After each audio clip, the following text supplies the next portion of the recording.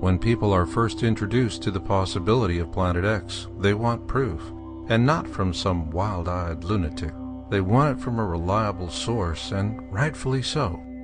To demonstrate this proof, we first need to understand how astronomers actually discovered the outer planets in our solar system.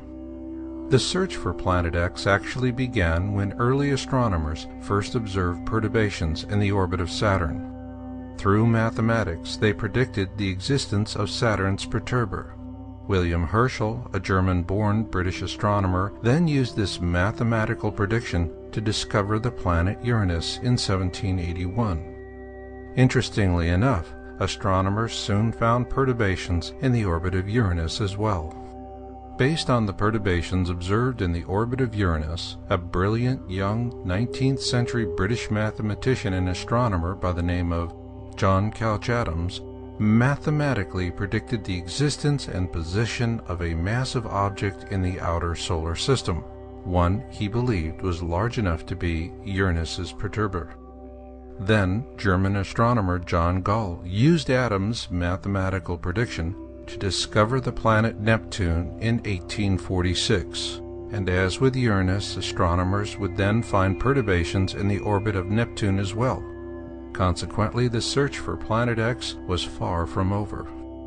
When Clyde Tombaugh discovered the planet Pluto in 1930, many jumped to the conclusion that it was the mysterious Planet X that everyone had been looking for so long. However, when the mathematicians began running the numbers, it became quickly obvious that Pluto had nowhere near the mass to be Neptune's perturber. When you compare Pluto with the Earth, the math becomes self-evident. Here you see Pluto and the Earth. Pluto seems tiny because it is tiny. In fact, it's roughly 60% the size of our own moon. This is why Pluto was recently demoted to the status of a dwarf planet. Oh well, fame is fleeting, so let's refocus our attention on the critical point, which is the ongoing search for this elusive Planet X. In the spirit of Herschel, Adams, Gall, and Tombaugh, the National Aeronautics and Space Administration, NASA, continued the search for Planet X, and in 1992 they issued a landmark press release. It said, "Unexplained deviations in the orbits of Uranus and Neptune point to a large outer solar system body of 4 to 8 Earth masses on a highly tilted orbit beyond 7 billion miles from the Sun."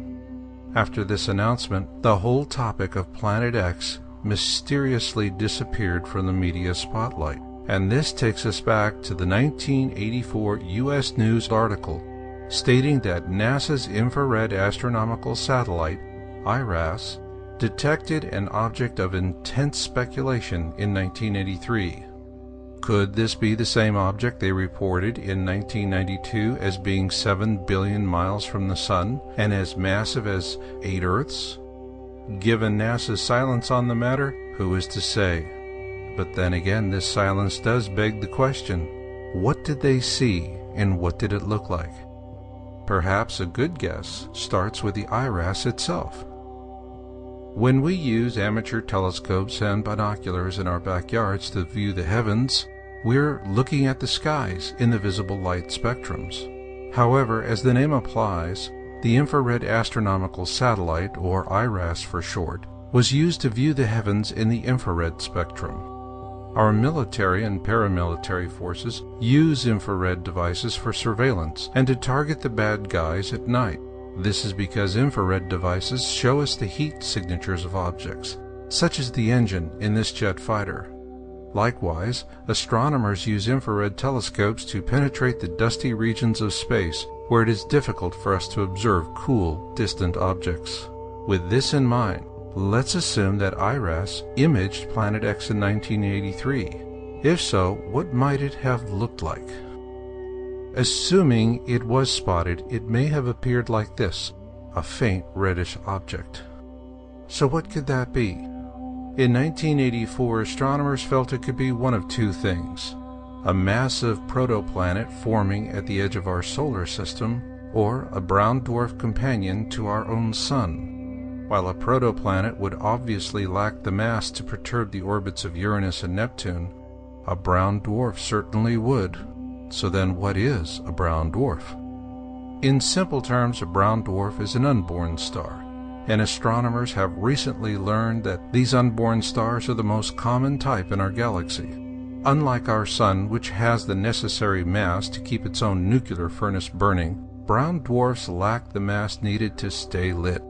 Consequently, they ignite much like our own sun did, then sputter out and slowly die like the hot embers of a campfire. This is one reason why brown dwarfs are difficult to view in the visible light spectrums, because they're shrouded by a large ball of dust created by their initial ignition. However, a brown dwarf would stand out to the IRAS like a sore thumb due to its heat bloom. That's why infrared telescopes are ideal Planet X trackers at this time. So assuming that Planet X is a brown dwarf, how big could it be? The prevailing thought on brown dwarfs is that they must be bigger than the planet Jupiter, although astronomers have recently discovered a gas giant in another solar system that is substantially larger than Jupiter. Nonetheless, the assumption here is that if Jupiter were any larger, it could ignite and become a sun. An idea that was brilliantly examined in the film 2010, The Year We Make Contact, starring Roy Schneider, John Lithgow, and Helen Mirren. Released in 1984, it was the long-awaited sequel to Stanley Kubrick's 1968 blockbuster 2001: A Space Odyssey. What's interesting to note about the movie 2010 is the closing scene. In that scene, we see two suns in the sky. Assuming that Planet X is a brown dwarf, is it possible that reality could mimic fiction and that we actually see two suns in the next 5 years?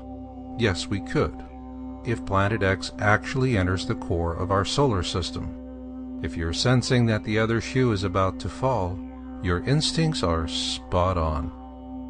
According to a story titled Planet X, Is It Really Out There?, published in the September 10, 1984 issue of U.S. News and World Report, in 1983, the infrared astronomical satellite IRAS detected heat from an object about 50 billion miles away. Then in 1992, NASA issued a press release in which they state that they found an object of 4 to 8 Earth masses on a highly tilted orbit beyond 7 billion miles from the Sun. If this indeed is the very same object, the numbers say it all. This monster is headed our way. That is, assuming this object is in a long elliptical orbit around our own Sun. That brings us to the crux of the matter, and with this in mind, let's assume the following 3 things. 1. Planet X is an old unborn companion to our own Sun. 2. It is in a long elliptical orbit around our Sun. And 3. It is returning to pass through the core of our solar system, which explains our recent solar violence, global warming, and ongoing Earth changes. Assuming all of this is true, it stands to reason that there would be documented history of a previous Planet X flyby. Yes, there is.